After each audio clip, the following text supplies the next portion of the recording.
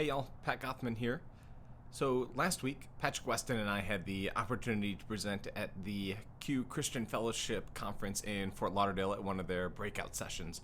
Our talk was called From the Inside Out, Working for Change in a Non-Affirming Church. We wanted to present on what we have learned within the Catholic Church and how some of those ideas and principles might be applied to other non-affirming churches for folks who feel called to stay in a church even though it's not fully affirming of their queer identity or maybe their relationship.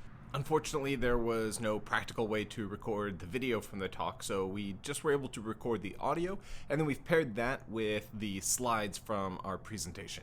We're really grateful to the organization QCF for allowing us the opportunity to come and present at their conference. And we highly recommend anybody who is queer and involved in church in any way to go check out their organization and think about attending next year's conference in Albuquerque.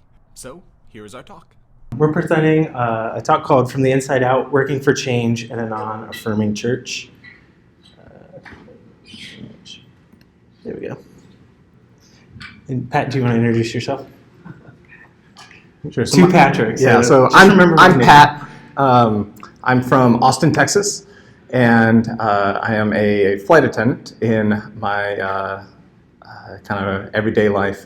And I was raised in the Catholic Church, and that's where I still attend. Yeah, and I'm Patrick Weston. I live in Columbus, Ohio. I'm a web developer at night, or I guess during the day. And at night, I help run Vine and Fig, which is an organization that Pat and I run. I was also raised Catholic and still attend a Catholic church. So I wanted to talk a little bit about our organization, Vine and Fig. I don't want to spend too much time talking about it, but it is a resource and a community for queer Catholics. And we have an affirming viewpoint of queer relationships, which is in contrary to the institutional Catholic Church. We don't have a litmus test for what it means to be Catholic. We let people self-identify, and we are mainly U.S. focused, but we have people kind of all over the world. We're not on the offensive to change minds. Rather, we want to provide community and space for queer Catholics. We want change to happen, but it's not our top priority. People in our community and that are part of our organization, 25% of them have churches that have an LGBT outreach program, and 75% don't. So there's a big gap and a hole when it comes to the community aspect.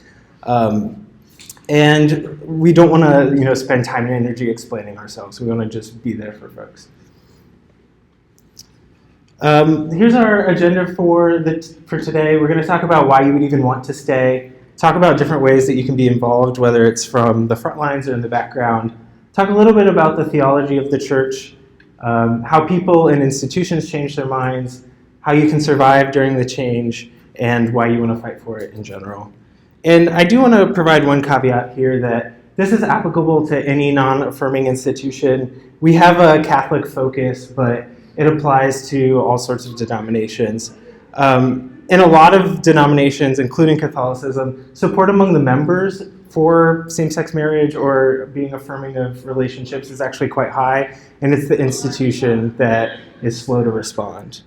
All right, so it's the year of our Lord 2020, and you find yourself in a non-affirming institution or church of some kind, or maybe it's someone that you love that is in a church that really looks down on them or is a real struggle for them to attend, and you're asking yourself, why be here? Why attend? Why still kind of identify with a church that doesn't really identify with you, with a church that doesn't see you for who you really are and the goodness that is in you? Why stay and see goodness in that church when it can be so hard and so painful to be there?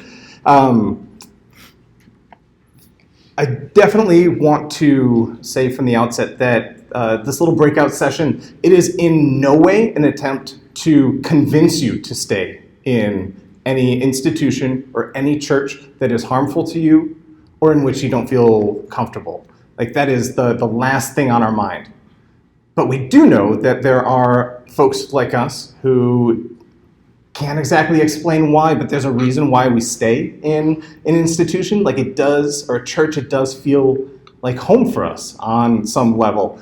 And even if you can't exactly put into words why, like that doesn't mean that there is no reason why you stay. Like I know sometimes that you're talking with folks and they ask, why on earth do you stay for us in the Catholic Church or wherever it is that is your spiritual home? And it's hard to really put it into words. Sometimes it can be just the physical space is home and where you feel comfortable worshiping. Sometimes it's the type of worship that they're able to provide. It's kind of that intellectual foundation and their theology that really feels like home and something that you haven't been able to find anywhere else. It can be their work for the poor and their outreach, and sometimes you feel like you can just look past maybe that non-affirming side because you see how much good that they're doing in your community or in the world. Like there's just so many reasons why some of us do feel called to stay, and we just want to honor that and acknowledge it, and definitely say that on no level are you or maybe anybody that you love, are they some kind of like bad queers for staying in a non-affirming church? I know sometimes you can get some flack from folks who aren't in an affirming institution and they're like, why stay? Why are you giving them your time and your money and to worship with people who are so harmful? But there really is a sense that like grace is funny and you don't know exactly where it's going to lead or why, and that may still be home for you in a really concrete way, and that certainly is for us. If I were to look at my own life, this is a picture of me when I was in seminary. This is about 12 or 13 years ago. Born and raised Catholic. Here I am in my cassock on the dome of St. Peter's. I loved the way walking through the gates of St. Peter's and like the Swiss Guard, like they would salute you because you're wearing a collar. Like it felt so good. And then you get up to the very top and I looked out over this kind of very traditionally Catholic city, and I had never felt more at home spiritually than I ever had in that moment. I also look at that photo 12 or 13 years later now, and I almost don't recognize that person, because who I was when I was in seminary and I was hiding my sexuality and running from it, I felt like a very different person, but I still feel at home in that city and in this church. There's a part of me that when I started to come to terms with my own sexuality, it was a matter of recognizing that if I were to leave the Catholic Church, that still, there's going to be folks that are born into the Catholic Church and are raised in the Catholic Church, which is going to continue to be non-affirming for at least a while longer. Like me leaving doesn't help them in any way. And I felt this sense of responsibility to stay for them, to try and make it a little bit better. And I don't say that to try and put any guilt or any pressure on anybody else, but that is a bit of what I was sensing when I had that tension of, do I stay or do I go on any longer? I knew that I wanted to help fix the pieces in the Catholic Church that were so harmful to me, because I had experienced so much of it that I loved and was beautiful. Yeah, and I have some similar points where church has always been important to me. I grew up going to Mass every week and going to church every week with my family. And I tried to be straight for a really long time and to be this like good Catholic boy. But I knew it wasn't true to how God made me. But I was also quick to realize that being in a relationship was kind of incompatible with this faith tradition, or I thought it was incompatible growing up. And it's what kept me in the closet for so long, and it kind of stunted me in a lot of ways and kept me repressed, and I wasn't kind of thriving. But my family and friends were really accepting and supportive of me when I came out, which kind of surprised me. And it ties back to that original point where a lot of the people in the pews might be affirming, but the institution is maybe sometimes not. So I had this viewpoint that everyone that I knew that was Catholic would instantly be mad at me or would shun me, but that wasn't the case. I did look around and explored some other churches, but nothing quite felt like home. For me, the Catholic Church has really shaped and formed my social justice views, and I find that to be really, really important. And like Pat said, I've seen the good and the bad of the Catholic Church. And when we do things right, we can get it really right. And I'd like to see that happen as well for queer folks in the church. As part of Vine and Fig, we have a community. We have like an online chat. And we've also taken some survey responses of folks in our community. And we just wanted to share a couple of their stories here because we thought they were powerful and also wanted to provide a platform for them.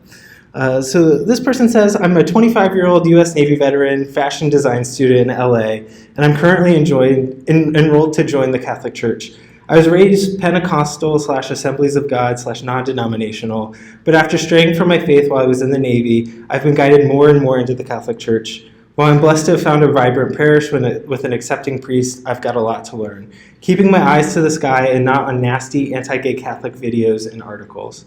And that last point I really resonate with because Catholic Twitter and Twitter in general can sometimes be a little bit of a scary place. This next response is because it's where God is for me. I really appreciated the simplicity here. It's just where they find God. The last one, while I was in college, I grew deeply in my faith, but I was surrounded by a lot of conservative Catholics who believed in strict gender and sexuality rules that didn't sit well with me. When I moved to New York, I was surrounded by people of no faith and relative morality, which was in stark contrast to my previous environment. I knew I had to find my own space in between. I attend a church which, to my surprise, doesn't have an active young adult community, but an active LGBTQ community.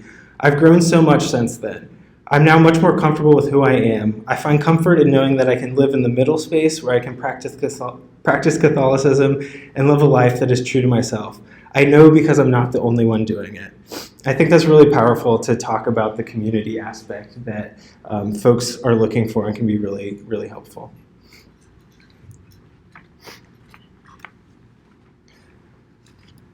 This presentation is largely geared towards kind of giving hopefully some guidance and some help and some of the things that we've learned along the way towards folks who want to be pretty active in trying to help a non-affirming church kind of come along.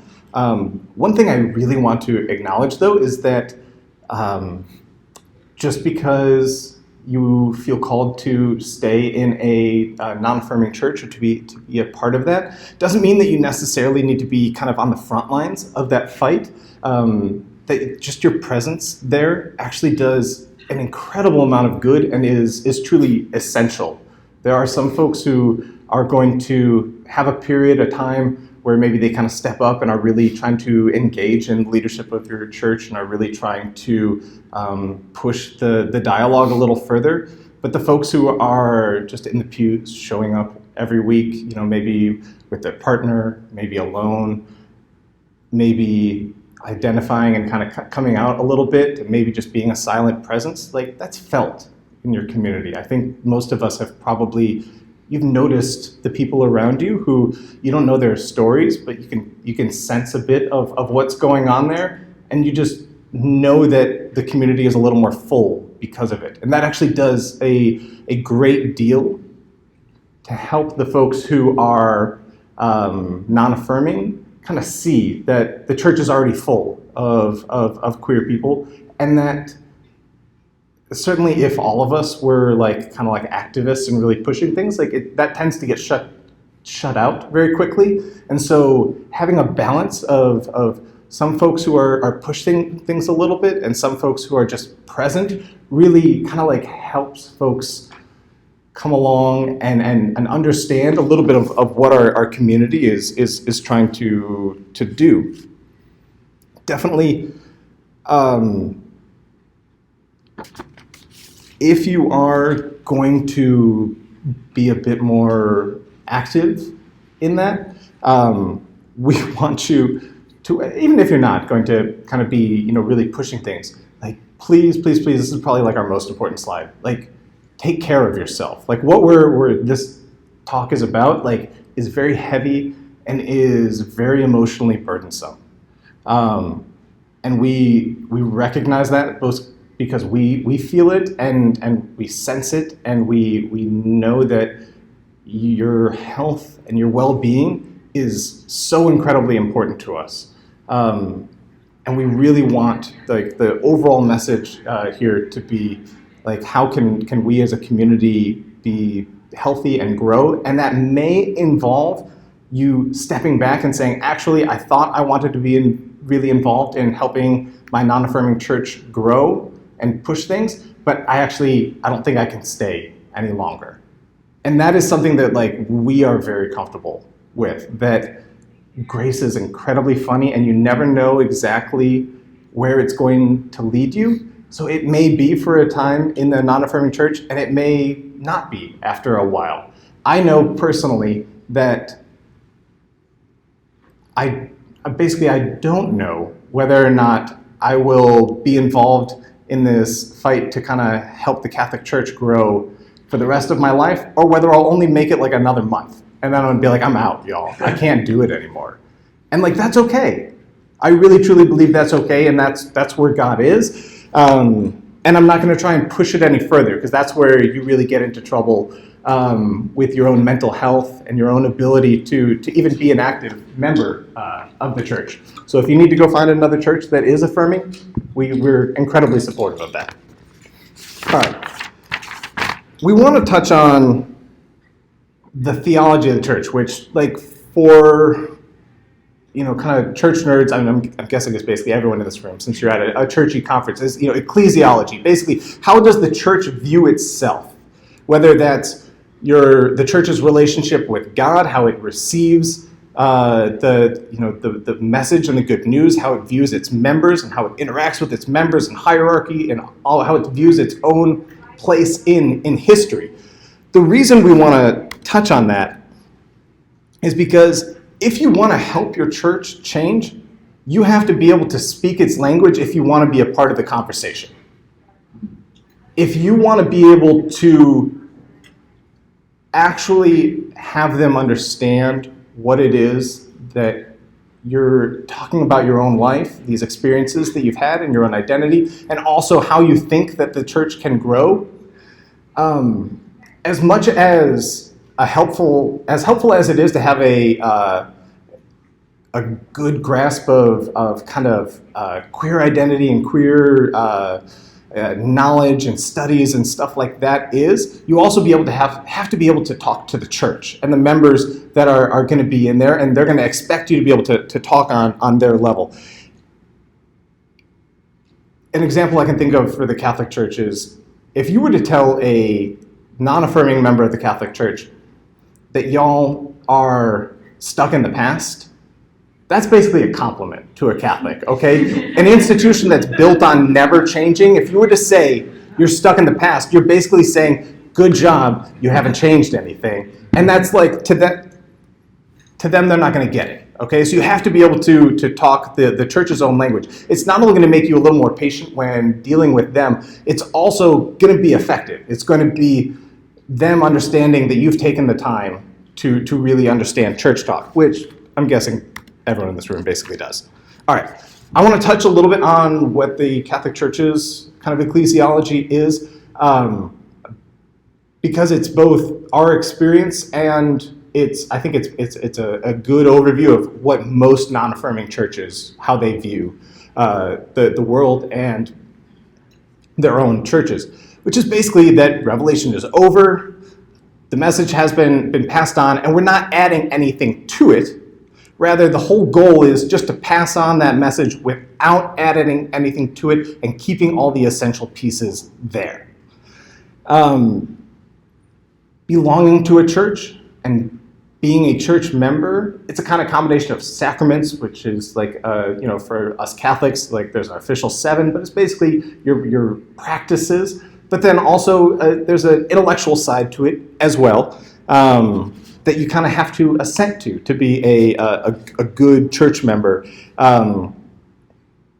So if you want to explain an affirming position to a non-affirming church member, you've got to basically do it in these terms, which is to show how an affirming position is not adding anything to Revelation.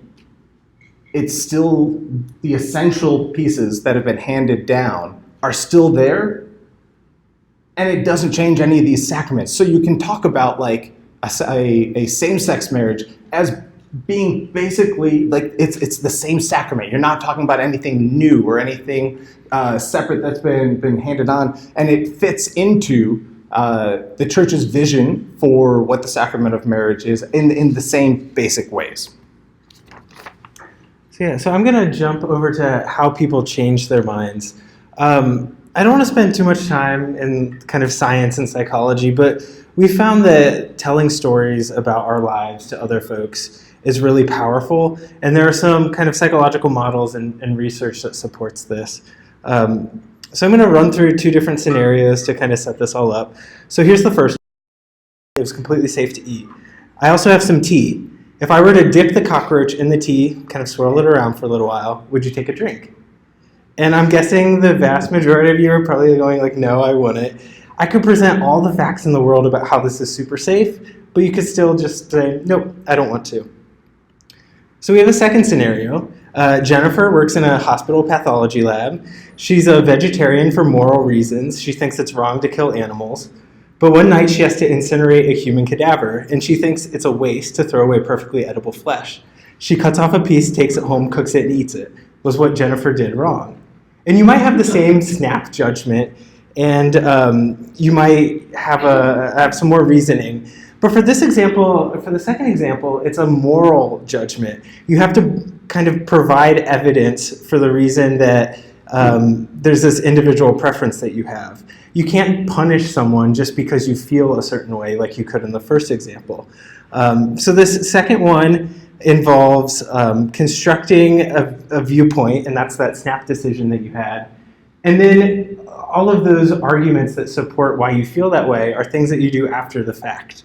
In other words, the intuition, that snap judgment, launches the reasoning or all of this thinking that you're doing. But it doesn't depend on the success or failure of the reasoning. I could give you all the facts about how, like why is it wrong to eat the human cadaver? It's just a waste of meat. They're going to get incinerated anyways. But you always have this kind of escape hatch that you can jump out of. And I feel like we run into this situation when we have to defend clobber passages. Like, you can prevent all this evidence, you can run through things, but a lot of the times people can just be like, no, I don't want to hear that. I have my mind made up, and these are different reasons that I have. Another way of thinking about this is using an analogy of an elephant with a person riding on it. So the rider is our controlled process, and the elephant is this automatic snap decision that we have. So an elephant, if you're riding one, it pretty much just goes where it wants to. You can't really control or steer it.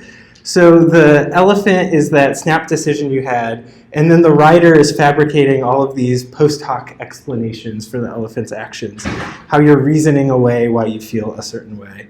And so the way you change minds is you talk to the elephant or that intuition. Like I mentioned, people will find an escape hatch. And you can sometimes find some dumbfoundedness here where people can't exactly explain how they feel a certain way. But if you see things from the other person's angle in addition to your own, you can help to change someone's intuition. We're also really bad at changing our minds solely on our own. There's a social component that happens. That's what friends and family do. You gather information from them and can slowly start to change your opinion. So this is why we find telling stories is important. If you're at the opening session, they were talking about the unchanged movement and the different stories they have, and the example there about how they're so powerful. And we found the exact same thing with our community, where telling the story and telling about your own life changes the social dynamic with the people in front of you. They can't refute your story because it is yours.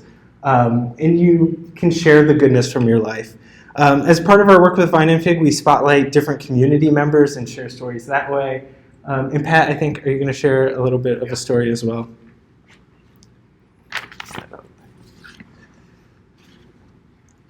My relationship with my mom has always been a very close one, and she was also the one who maybe struggled the most with my sexuality and would usually push back the hardest. And anytime I would try and share my story publicly, do some writing, or even talk about, like, I feel like I'm just like holding this inside me the entire time, and I just need somebody to share it with. She was usually the one who would kind of push back on it, and maybe, I don't know if it was a sense of shame. It was certainly a sense of wanting to protect me from a world that can be really hard on queer people. But there was a really long period of my life where I didn't feel like I could ever truly talk to my mom about that stuff, because any time I would, like, it would usually be met with a real sense of this isn't good, please don't go down that road. When the Pulse nightclub shooting happened, I made a video kind of talking about how it affected me personally. I was living in Seattle at the time. I talked a little bit about how the city of Seattle responded in this way that was inspiring, that I had never been able to experience before, kind of growing up in the Dallas area. So I shared this video, and I didn't really give my folks any kind of warning about it. And from that point till 7 months later, my mom didn't talk to me. Eventually, we got on the phone, and we really kind of hashed it out in a way that we never had before. And I was listing a lot of the things that she had said and done over the years that were so difficult and really painful for me, and a reason why I kept a lot of things inside, never felt like I could go to her. And I remember her saying something along the lines of, like, "You just think I'm a terrible mom, don't you?" And I had no idea that's what deep down inside she thought. I thought that we were close, and I said, "What? No." I said, "Mom, think of all the good qualities that I have. I'm clever, I'm engaging." I said the listing them all. I said, "Does Dad have any of those qualities?" I said, "I got all of them from you. All the things that I'm really proud of in my life, I got from you." I said, "I don't think you're a terrible mom. I think you passed on the very best parts of you to me." Of course, she's like sobbing and everything at this point. It took a while. I was living in Seattle. I said, "I'm going to be on the next flight. I'll be home." I flew out the very next morning. And since then, our relationship has been night and day from what it was before that conversation. It's so funny that what it took was this emotional thing. It had nothing to do with an intellectual argument that I had with her. Any of the points that I had been planning up and wanting to and make with her, when I thought that one day we'll have that conversation where I really kind of like show her everything I've learned, that wasn't what did it. It was an emotional thing that led her finally, whatever the intellectual side that came later, it was that intuition piece, that emotional and relational piece that kind of was really queued up and given permission to believe the intellectual side. Her relationship with the Catholic Church is a lot more complicated now, but that's kind of what allowed it to go to that place. So if that's how things work more on a psychological, individual level, how do you translate that to an institution that's non-affirming? It's definitely not enough for most of our non-affirming churches to say, if we just get a majority of the folks to finally reach that point, then basically the institution has been changed. It's definitely not true in the Catholic Church, whereas Patrick mentioned at the beginning, the majority are, and at least in the United States, the majority of our parishioners are affirming of at least same-sex relationships. The hierarchy's nowhere even close to being there. And most of the non-affirming institutions we're talking about have a lot of hierarchy that are going to have to come along as well. That being said, it doesn't mean that bringing the congregation along and getting a majority is unimportant.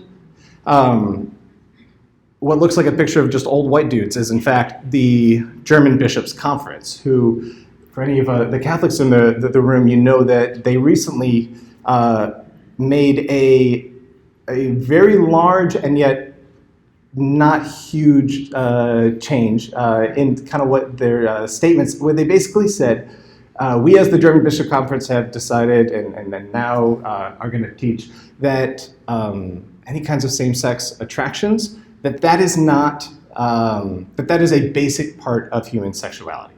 That is no longer going to be taught that it is some kind of huge aberration, that it's intrinsically disordered and everything. Now, that does not change the entire Catholic Church. But that is a small step. And certainly Germany has been one of the countries that has gotten its people, both in the pews and just its entire society, to be a little more accepting, a little further along. And you know what? The old white guys, they heard some of it at least, and that's helped. And that is how real slow change does happen in these institutions.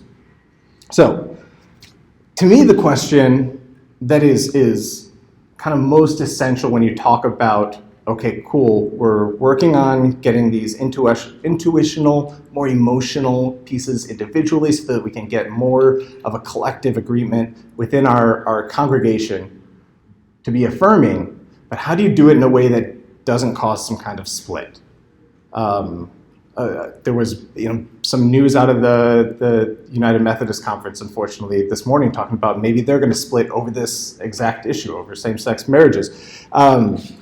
I think that I don't want, when I say we want to try and avoid it, there can be healthy splits. I don't want to say like anybody that has, any congregation that have said we can't reach a way forward and we're going to split, that's like you've given up or anything like that. I think that it can be a healthy growth in the life of a church.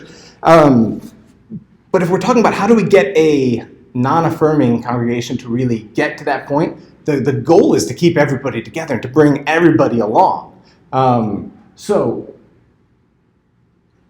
when presenting it, the key has got to be queuing up the non-affirming parts as somehow not essential to the gospel message and our understanding of the sacraments and how these things have gotten passed on.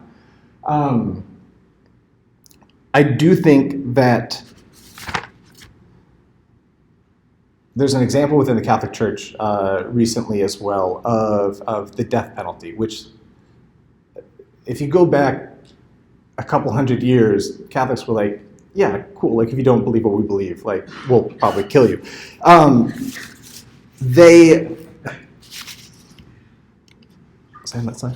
Okay, cool. Then they finally got to a point where they're like, okay, we're not going to do that. But if we do have a person who's committed real wrong in society, and we don't have any other way of like kind of protecting society from them, well, then we'll have to kill that person. And then eventually, just recently, Pope Francis came out and he said, we're getting rid of that too. Death penalty in any situation is wrong, which seems like a change in church teaching. Like at one point we were really cool with the death penalty and now we're not. The way that at least the Catholic Church kind of explains this is, well, what we're talking about is the value of human life, and we're stripping away kind of cultural add-ons of these different situations and how we reacted to it. And there just really isn't a situation in the modern world where society can't also protect its members from a dangerous person, and so we wouldn't need to kill them. So it's really not the case that there is anywhere in the world a place where the death penalty is okay. That's kind of how the Catholic Church rationalizes it. But you see a little bit how it's a keeping of the essential pieces and stripping away kind of the cultural pieces. That's how we got to learn to present our affirming positions to non-affirming members of the church. When we're doing it with the members of the church who are non-affirming, I'm not saying eschew the intellectual side, because that's key. That is key. They're going to expect some kind of explanation from us. We can't just tell stories, although stories are going to be foundational to what we're doing. Talk about the aspects of queer identities and relationships as every bit a part of the original plan for God's salvation as the church kind of understands it. So you can talk about the diversity of creation, and how at Vine and Fig we love to talk about the gay penguins that go on at the zoo. But you can talk about how, like, this, as science looks more and more, we do see that this is not just a human thing, it's a nature thing. Don't trash celibacy.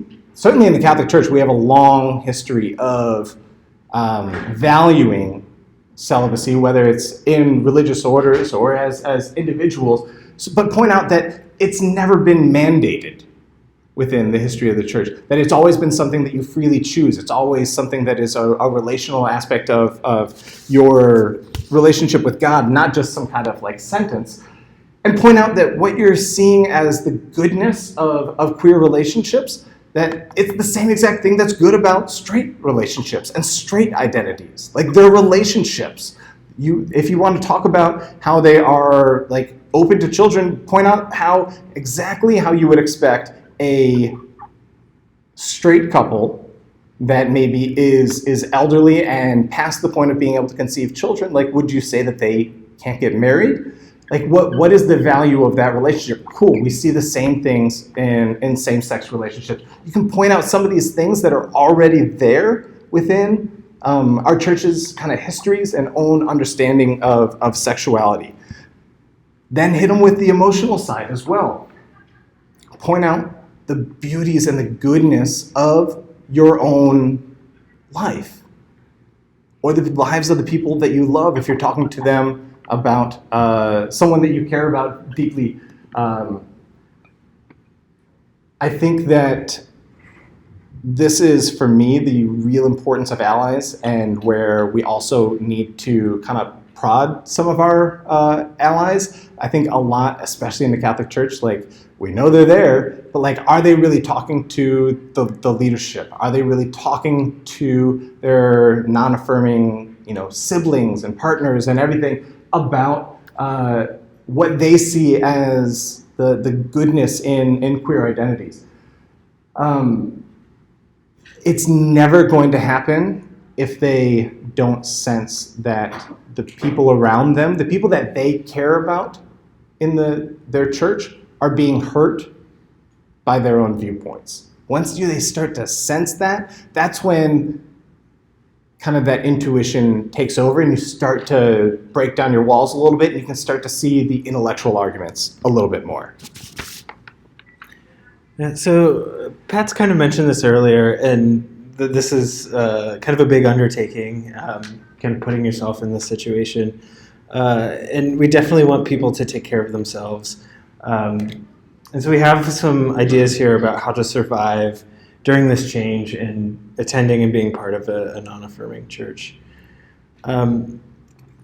We really want folks to feel safe safe and comfortable in both of their identities, both as being queer, LGBT, and as being Catholic. You have to put your own oxygen mask on first. I know Pat's a flight attendant, so I had to put that in there. If you want to help others thrive, you have to thrive yourself. Another key thing is finding hope. The church has evolved over time. It's slow, but there's hope for it to do the same here. The story that Pat was talking about with the German bishops is an example here where there's some small incremental change that you can kind of rely on. I mentioned this earlier, but it's easier to spiral into negative thinking, especially around Twitter and social media online, or just news in general. But you have to remind yourself that you're inherently good. And you have to, if you're going to a non-affirming church, you're going to be on the front lines. And it's really important to remind yourself where you get your goodness from. The other thing that's really important is finding others. We've talked a lot about community here, and we think it's really essential. And there are kind of two places where you can find community, and it's around the two different identities you might hold. So leaning on queer friends who might not be religious, or in the other sense, leaning on affirming friends that are maybe not LGBT but are religious. This can be tricky to find community. We have some folks that are teachers at Catholic schools, and if they were to use their actual identity, then they could be fired, losing jobs.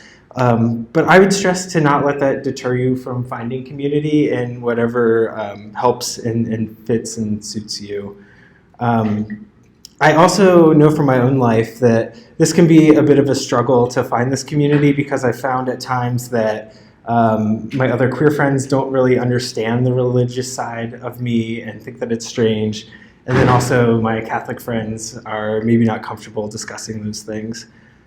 But like we've mentioned, you also have relationships with non-affirming church members. They might be in your family or they might be your friends. And they are essential for change, but you need to set up clear boundaries for both of you. But when you have the opportunities to share your story, to do so and to have some grace, and that they need to be graceful for you as well. Not leaving is worthy of their respect, even if they don't fully agree with you. And when it's possible, try to maintain opportunities for communal worship and devotion. I think if you are contemplating whether or not you have a home in a non-affirming church, or what kind of role you want to play in a space like that, you got to ask, what do you hope will happen? Do you think that it's worth it, your time and your investment and kind of all the emotional baggage and everything that's going to go with it? And most importantly, is God calling you to actually do that? That to me is whether or it's going to determine basically how much strength you have to do it. I remember not long after that photo was taken, I left the seminary. I tried teaching for a little while, and then I joined a religious order in France. And as soon as I got there, I had sold all my possessions. I said goodbye to family and friends, didn't know when I would see them again.